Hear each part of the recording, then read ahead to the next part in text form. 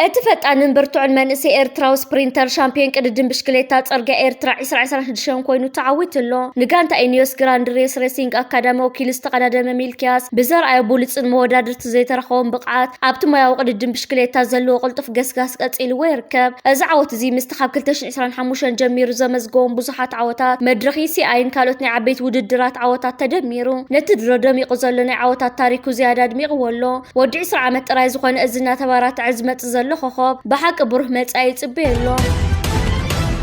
انت فريو إن اخن بعض قبا حج سئل رينا حقيرو انت افريكا سئل وصاي استغبر نجر يلا اسمعتو حدا اب نن حدا هكا زي متمان زفتره خيدلو مالتي أولاد نبينا حمدو جنبار أبصر بيت بإثيوبيا كرتات يملون مالتيو زعجي حدا هاتي زت حساسب نقدري مالتيو إثيوبيا عند حلمك على سيد بايتانا خوينا تاريخاوያን ጸላእቲ ህዝብን መንግስትን ኤርትራን ኤርትራ ከም ሃገርን ህዝቢ ኤርትራ ከም ህዝቢ ፋሕፋሕ ንምባል ኩናት እገዳን ካልእ ተጻብኦታትን አካይዶም ክዕወቱ ከም ዘይከኣሉ ኣብ ዝፈለጥሉ እዋንን ሰዓትን ንገለገለ ኸዳሕ ደቂ ሃገር ኣብ ቅድሚ ግንባራ ሰሊፎም እዮም እቲ ተጻብኦታት ከካይድዎ መሪጾም ዝሓለፈ 5-6 ዓመታት ኣብ ልዕሊ ኤርትራዊ ዜጋን ኣብ ልዕሊ ኤርትራዊ ሃገራዊ ረኣያትን ዝተኻየደ መጥቃዕቲ መቐጸልታናት እዩ ነይሩ ኣብ ወጻኢ ሃገራት ዝርከብ ኤርትራውነት ኣብ ልዕሊ ዝተኻየደ ፈተነታት ኣስናኑ ነኺሱ ሙሉእ ብሙሉእ ከም ክኖን ከፍሽሎን ኣይተጸገመን ከምቲ ባህሊ ላስድሙ ተወሓይላ ዝበሃል ምሰላ ታሪካውያን ጸላእቲ ህዝብን መንግስትን ኤርትራ ንልዕሊ 27 ዓመታት ንናይ ምዕራባዊ ዓለም ሎቢስትን ጋዜጠኛታትን ብምቁጻር ስምን ህዝብን መንግስትን ኤርትራ ንምኽፋእ ንምጽላም ዝገበርዎ ፈተነ እዛ ጠፍሽቲ ጉጅለ ንዕኡ ክደግም እያ ተራእያ ካብ መሳኺን መንእሰያት ዝተኣከበ ገንዘብ ንናይ ምዕራባዊ ዓለም ሎቢስትን ጋዜጠኛታትን ፖለቲከኛታትን ካብ $120,000 እስካብ $75,000 ብምኽፋል ኣብ ኤርትራ ለውጢ ስርዓት ክነምጽኢና መንግስቲ ኣሜሪካን ሰበስልጣን ተሃገርን ክሕግዙና እዮም ኣብ ኤርትራ ሓጺር እዋን መንግስቲ ክቕየር እናበለት ዝነበረት ጉጅለ ንኽልተ 3 ዓመታት ዝዓንደረት ሕጀም መወዳእታ ደረጃ በፂሓ ንሕደዳ ክትበላላዕ ንከታተልን ንዕዘብን ኣለና ከምቶም ዝሓለፉ ኣብ ልዕሊ ኤርትራ ፈተነታት ኣካይዶም ብዘይ ኣሰር ድሃዮም ዝጠፍአ እዚ እውን ኣብ ከምዚ ዓይነት ደረጃታት ረጊፃ ንዕርብራብ ገጻት ነቓቓሕ ትርከብ ኣላ ናይ ክንደይ መሳኺን መንእሰይ መፃን ዕድልን ኣባኺኖም ገንዘቦም በሊዖም ብከምዚ ዓይነት መንገዲ ነቲ ዝተኻየደ ፈተነታት ክዕወት ከም ዘይከኣለን ናይ ምዕራባዊ ዓለም ሎቢስትን ጋዜጠኛታትን ምስኦም ካብ ምስኣል ሓሊፎም ዋላ ሓንቲ ነገር ከፍሪሎም ከም ዘይከኣል እዮም ብዓለም ብከምዚ ዓይነት መንገዲ ምስክርነት ንሃቡ ዝርከቡ ሓደ ነገር ንጹር ክኸውን ኣለዎ አንጻር ህዝብን መንግስትን ኤርትራ ዓጢቑ ዝተንቀሳቐሰ ውልቀ ሰብ ይኹን ጉጅለ ሃገር ኣብዛ ዓለም ተዓዊቱ ዝፈልጥ ኣይኮነን ምክልኻል ስርዓት ብልጽግና ኣብ ልዕሊ ብርሃኑ ጁላ ዝተዋሃደ መጥቃዕቲ ኣብ ማሕበራዊ መራኸቢታት ይካየድ ከም ዘሎ ክጣርዓን ክስታት ክቐርብ ይረአ ኣሎ እዚ ምክልኻል ኣብ ዘርጎ ሓበሬታ ኣብ ልዕሊ ብርሃኑ ጁላ ብሕወሓትን ብዓበይቲ መራኸቢታትን ንብርሃኑ ጁላን ምክልኻል ሃገርና ዓበይቲ ሓደጋታት ዘእቱ ዝተፈላለዩ ጽሑፋትን ትሕዝቶታትን ይዘርጋሕ ከም ዘሎ ብምሕባር እዚ ኣብ ልዕሊ ኣዛዚ ምክልኻል ሃገር ዝግበር ዘሎ ከምዚ ዓይነት መጥቃዕቲ ዝኾነ ይኹን ኢትዮጵያዊ ከይስዕቦን እቲ ዝግበር ከምዚ ዓይነት ተጻብኦታት ኮነልካ ኢትዮጵያ ንምፍራስ ዝዓለመ ከም ዝኾነ እዩ ምክልኻል መንግስቲ ኢትዮጵያ ሕጽር ዝበለ ሓበሬታ በከምዚ ዓይነት መንገዲ ዘርጊሑ ዝርከብ ዘሎ ከም በዓልናት ናይ ኤልሞኮንን ዝኣመሰሉ ኣፈኛታት ናይ ምክልኻል ናይ ስርዓት ብልጽግና ኣብ ማሕበራዊ መራኸቢታት ኣብ ገጻት ፌስቡክ ከምኡውን ትዊተር ብምምጻእ ብርሃን ጁላ ሓደ ካብቶም ዝለዓሉ ወታደራዊ ኣዘዝቲ ናይ ሃገር እዩ ንምክልኻል ሃገር ናብ ዝለዓለ ደረጃታት ዘደየበ እዩ ነቲ ኢትዮጵያ ክመጻ ዝኽእል ዓበይቲ ሓደጋታት ብርሃን ጁላ ነቲ ምክልኻል መሪሑ ግድን ክዓውተይ ብምባል ንብርሃን ጁላ መጽናዕን ዝኸውን ከምዚ ዓይነት ጽሑፋትና ዘርግሑ ይርከቡ ኣለዉ ቅድሚ ዝሓለፈ 2 መዓልታት ኣብ ትሕቲ ብርሃን ጁላ ካልኣይ ዝለዓለ ወታደራዊ ኣዛዝ ናይቲ ሃገር ዓለምሸት ደግፌና መራኸቢታት ብምምጻእ ኣብ ክልል ኣምሓራ ዝካየድ ዘሎ ኩናት እቲ ሰራዊት ተስፋ ከም ዝቆረጸ ንምክልኻል ሃገር ዓበይቲ ብድሆታት ኮይንዎ ይርከብ ከም ዘሎ ርእይቶታት ድሕሪ ምሃብ እዩ ኣብ ልዕሊ ምክልኻል ሃገርን ኣብ ልዕሊ ብርሃን ጁላን ከምዚ ዓይነት ተጻብኦታትን ከምዚ ዓይነት ተጻራሪ ርእይቶታትን እናመጸ ዝርከብ ዘሎ ኣብ ክልል ኣምሓራ ን2 ዓመታት ኩናት ተኻይዱ ንምክልኻል ናይ ስርዓት ብልጽግና ዝኾነ ይኹን ዝጥቀስ ዓወታት ከምጽእ ኣይከኣለን ብፍላይ ኣብ ዝቕንያት 11 ዝኣኽሉ ላዕለዎት ሰበስልጣን ወታደራዊ ኣዘዝቲ ናይ ስርዓት ብልጽግና ኣብ ክልል ኣምሓራ ምቕንጻሎምን በዝሒ ዘለዎ ሰራዊትና ፋኖ ኢዱ ክህብ ይርአ ምህላውን ደገፍቲ ስርዓት ብልጽግና ናይቲ ምክልኻልን ከይተረፉ ንብርሃን ጁላ ኣብ ልዕሊኡ ከምዚ ዓይነት ኩነታት እናስዓቡ እዮም ዝርከቡ ብተወሳኺ እውን ብርሃን ጁላ ትማሊና መራኸቢታት ናይቲ ሃገር ብምምጻእ ኣብ ዝሃቦ መግለጺ ስምምዕ ፕሪቶርያ ምስ ሕወሓት ክኽተም ኣይነበሮን ሕወሓት ከምዚ ኢሉ ዝኽሕደና ይመሰለናን ነይሩ እናበለ ይርከብ ስምምዕ ፕሪቶርያ ንሕወሓት መተንፈሲ ከም ዝነበረ ሕወሓት ግን ንኻልእ ኩናት ክዳሎ ከም ዝተጠቐመሉ ናብ ሕወሓትን ናብ ስምምዕ ፕሪቶርያን ዘለዎ ነቐፌታ ብርሃን ጁላ ካትዓቢ ዝኾነ መንገዲ ርእይቶታት ሂቡ ይርከብ بحفشات تزل خونتات إثيوبيا مس مكلخال هاجر ستحزجن نسرعت بالتقنا نت مكلخالن عبيت حركات كويني قتلالو እዚ ከምዚሉን ከሎ ኣብዚ ቀረባ መዓልታት ምስ ሕቡራት ኢማራት ዓረብ ዝተተሓዘብ ኢትዮጵያ ሓደ ዋዕላ ተኻይዱ ነይሩ። ኣብዚ ዋዕላ ጌታቸው ረዳን ካልኦት ሰበስልጣን ብልጽግናን ተረኺቦም ነይሮም። ጌታቸው ረዳ ብዘስምዖ ዘረባ ምስ ኢማራት ተሓባቢርና ናብ ባሕሪ ንምብጻሕ ንሰርሕ ኣለና ኢሉሎ። ኢማራት ኣብ ወደብ በርበራ ወደባት ተሃንጽ ኣላ። እዚ ወደብ ከዓ ንኢትዮጵያ መተንፈሲ ክኸውን እዩ ዝብል እቲ መደብ ኢማራትን እስራኤልን ድሕሪ ዝምንቅስቓስ ዘለዉ ኣካላት እዮም። ኢትዮጵያ ምስ ሶማሌላንድ ዝገበረቶ ውዕል ወደብ ንምርካብ ዝተገበረ እዩ። እዚ ከዓ ንሙሉእ ዞባ ኣብ ሓደጋ ዘእቲ ምዃኑ ይፍለጥ። ስርዓት ብልጽግና بحر نابلن إثيوبيا عنوتي مرحلهم أمريكا إيران سممع مقراء استخسف رسالة دحر مخصصات مال قدامة بالعل إيران توسخ متقعت نفرتك كايدا ما كلايز أمريكا حيلتات أمريكا مخزن مسائلات سوال ونفرتن إيران تموجنا بجماجم بحر نزركو مدبرات رادار كم زتقعو حبيرو بمسارة أبصابة إزت متقعت حنايت إيران بالعل مرخب نقدتك كايدا زلا متقعت مخانو حبيرو إيران تمال قدام كمل سجبر متقعت زبلتهم أو العل بحرين زركو والتدرو مدبر أمريكا خمسة قعت حبيران إيران أمريكا بعرون إيران نقداو مركبات كعيلة دحر مخصاص أو لعلو التدرين مدبرات إيران كم زت قعت قليت أنيرا دحرت متقعتي بريزيدنت أمريكا دونالد ترامب نفرت أمريكا مخزن مسائلات سوالو نفرتن إيران أبقى جنب بحر زركا ورادارات المتقعت خمسة أمان أتمتقعت خابسنك إيران تسمع مقرأ استخسيدا جما يسلزت أحست كم صعبة قليت ترامب أبتو على زوننا تور السوشيال زبها المحبرة ومرخبي فتيمم زي مهاري يوميلو دحر موقاس أمريكا دحر دقيم كتعجس زي تخيل اللون نتدرو جميرات زنبرت والتدرو سرحت كتودو تجددلن اوان كمت خمس خيلات انققو ترامب وسيخم انت غيرنا اسلاماويت ريبابليك ايران دحر دقيم كتطفيا يبل بزغونه زاوعل سلامه قرانا منقديا زلا وعلم قرا استخسيخم تخبر اكو انت تغلصه اسكاب حجنا قص بقص يكواشحلو بتوسخون مأكلة إز أمريكا سنتيكو موزوط مجلس ناي سنبت متقعت أير إيران ولعل 5 مليون برميل زيت تصاري ندادت عنت بانديرا باناما زلوا كيكو استبهلت مركب ندادت عنت متقعت سوالون فاريت وردا متقعت سوالون فاريت ملاش نمها مخاني قلت بمسارة وتدرو مجلس متقعت تحت أرض صليا سرعة مركب بوتاتات بكل خل أير المخزن سوالون فرتن علامة زجبر مخاني حبر بخال وجن دما مع كنهزينا إيران أو دواوي إيران أبزر كباب تاسير كنكاشي من كبير فنجارة 5 سمع حبيرنا اللوا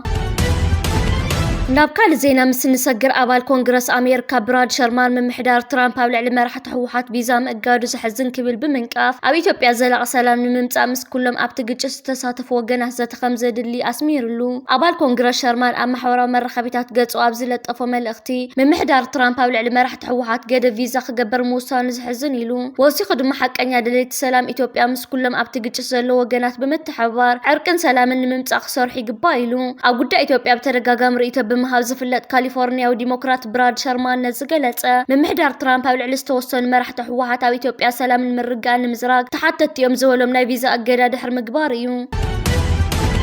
ኤርትራ ብዘለዋ ጸጋታት ካብ ተዓዛቢት ናብ ቁጠባዊ መርሕነት ተሰጋገረሉ ደረጃ ከም ዘለዋ ተበጽሒ ዘሎ ርክብ ከም ዘሎ ተገሊጹ ንዕቑር ጸጋታት ኤርትራ መልኪቱ ዝወጽ ሓበሬታ ታሪክ ኤርትራ ካብ ጥንታዊ ወደብ ኣዱሊሳት ሒዙ ኣብ ንግዲ ጨውጸዋቶ ዝነበረ ግዜ ዘይሕሶ ታሪካዊ ሓቂ ብምጥቃስ ዕቑር ጸጋታት ኤርትራ ብዘለናዮ መበል 21 ክፍለ ዘመን ዝረአ ዘሎ ምቅያር ጠለባት ኣብ ግምት ብምእታው ልዑል ቴክኖሎጂያዊ ድላይ ንምምላእ ተስፋ ከም ዘሎ ተገሊጹ እቲ ጽሑፍ ኤርትራ ዘለዋ ብርክት ዝበለ ልዑል ጽፈት ዘለዎም ጸጋታት ኣብ ዘመናዊ ኢንዱስትሪ ዝፈጥሮ ግደ ኣብ ግምት ብምእታው ኤርትራ ቀይ ባሕር መትነ ዓለማዊ ፍርያት ቴክኖሎጂ ብምዃን ኤርትራ ማእከል ዓለማዊ ንግዲ ብምሓዝ ናብ ታሪካዊ ስፍራ ንኽትምለስ ከም ትኽእል ኣረድዩ እቲ ጽሑፍ ካብቶም ኣብ ዘመናዊ ኢንዱስትሪ ዓለም ኣገደስቲ ኮይኖም ዘለዉ ጸጋታት ከም ኣብነት ብምውሳድ ኤርትራ ዘለዋ ናይ ፖታሽ ሶድየም ጸጋታት ከምኡውን ኤርትራ ትርከበሉ ጂኦግራፊያዊ ናብ ዓለማዊ መስመር ንግዲ ዘለዎ ቅርበት ኣብ ግምት ብምእታው ኤርትራ ንኢንዱስትሪ ዓለም ናብ ቅድሚት ኮይና ናይ ምምራሕ ዘለዋ ተኽእሎታት ኣብርሂ እቲ ኣብ ቀይ ባሕር ዘሎ ጥረ ነገራት ኤርትራ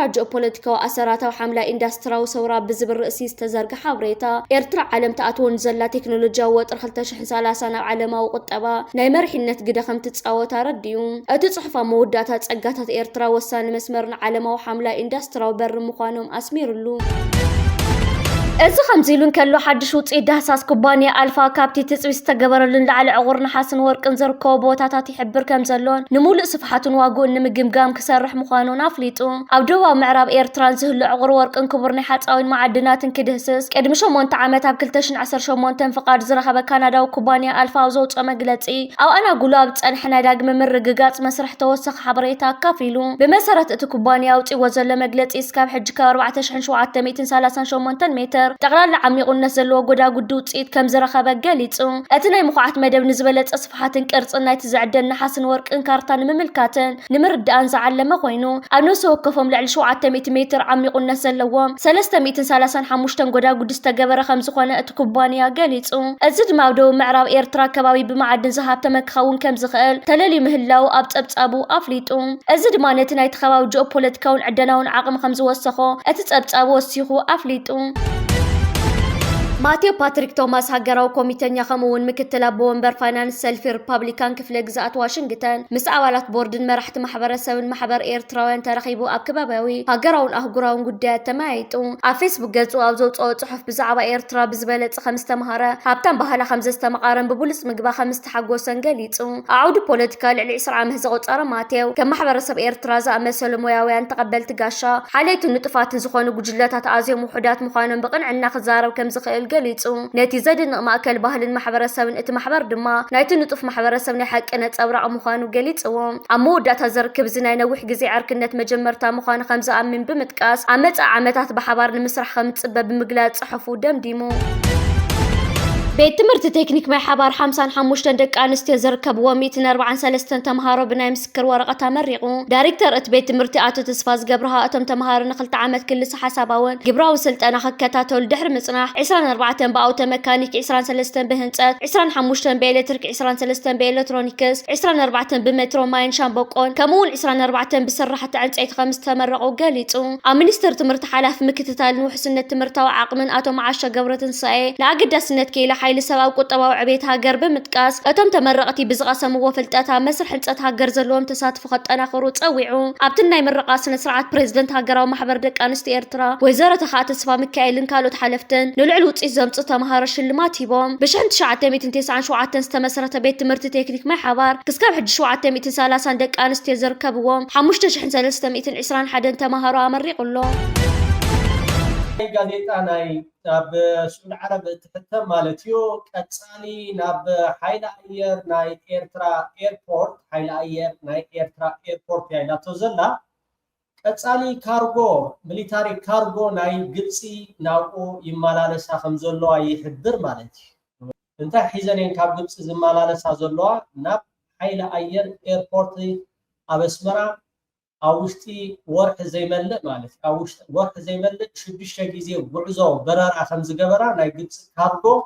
يحبر التحابريتا ወታደራዊ ነፈርቲ ግብጽ ናብ አስመራ ዝገብሮ ዘለዋ በረራታት ዘባው ስክፍታታት ይፈጥራሉ ኣብዚ ሓለፈ ሓደ ወርሕ ጥራይ ወታደራዊ ናይ ጽዕነት ነፈርቲ ግብጽ ናብ አህጉራዊ መዕርፎ ነፈርቲ አስመራ ተኸታታሊ በረራታት ይገብራ ከም ዘለዋ ዝሕብሩ ጸብጻባት ይወጽለው እዚ ሓድሽ ምንቅስቃስ ግብጽ ኣብ ቀርና አፍሪቃ ኣብ መንጎ ሃገራት ዘባ ቀይ ባሕር ዘለዎ ጥርና ገደደ ኣብ ዝመጸሉ እዋን ዝተራእዩ ብመሰረት ካብ ዝተፈላለዩ ማዕከናት ዜና ዝወጽ ዘለዎ ሓበሬታታት እዘን ናይ ግብጽ ወታደራዊ ነፈርቲ ኣብ ውሽጢ ሓደ ወርሕ ጥራይ ኣስታት 5 እስካብ 6 በረራታት ናብ ኤርትራ ካይደን እዚ ምንቅስቃስ እዚ ኣብ መንጎ አስመራን ካይሮን ዘሎ ዲፕሎማሲያውን ወታደራውን ዝምድና ናብ ዝለዓለ ደረጃ ናደልደለ ይመጽእ ከም ዘሎ መርኣያ ምዃኑ ተንተንቲ ይገልጹ መንግስቲ ኢትዮጵያ ነዚ ምንቅስቃስ እዚ ብስክፍታ ይከታተሉ ከም ዘሎ ክገልጽ እንከሎ ኤርትራ ግን ነቲ ክስ ብምንጻግ ሃገርናን መሬትናን ብድሌትና ክንጥቀመሉን ምስ ንደልዮም ኣካላት ክንተሓባበር መሰላለና ብምባል ትከራኸር ወታደራዊ ተዓዘብቲ ከም ዝሕብርዎ ኢትዮጵያ ካብ ኢማራት ዓረብን ካልኦት ሃገራትን ተመሳሳሊ ናይ ኣጽዋርን ጽዕነትን ነፈርቲ ክትቀበልን ከላ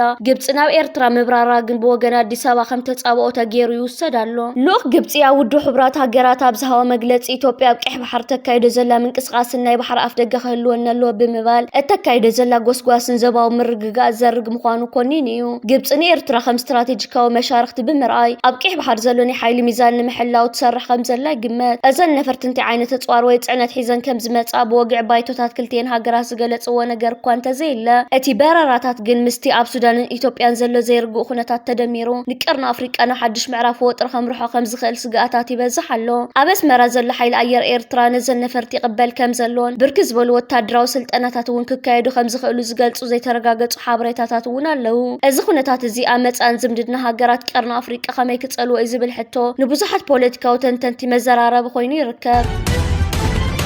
እዚ ከምዚሉን ከሎ ሃብቲ ኤሎን ማስክ ካብቲ ዝሓለፈ ሰሙን 1.3 ትሪልዮን ዶላር ተተሚንዎ ዝነበረ ኣብዚ ሰሙን ዚና ኣስታት 950 ቢልዮን ዶላር ወሪድሎ። እዚ ማለት ከባቢ 350 ቢልዮን ዶላር ከሲሩ። እቲ ዘገርም ግን ኣብ ዓለም ካልኣይ ዝሃብተ መሰብ ላሪ ፔጅ ኣስታት 276 ቢልዮን ዶላር ሃብቲ ዘለዎ። እዚ ማለት ሌየር ሙሉእ ህይወቱ ጽዒሩ ዝረኸቦ ሃብቲ ክንድቲ ኤሎን ማስክ ዝሓለፈ ሰሙን ዝኸሰራ ይመጽን እዩ። ሌየር ካብ ኤሎን ማስክ ብልዕሊ 3 ዕጽፊ ደክ ማለት እዩ።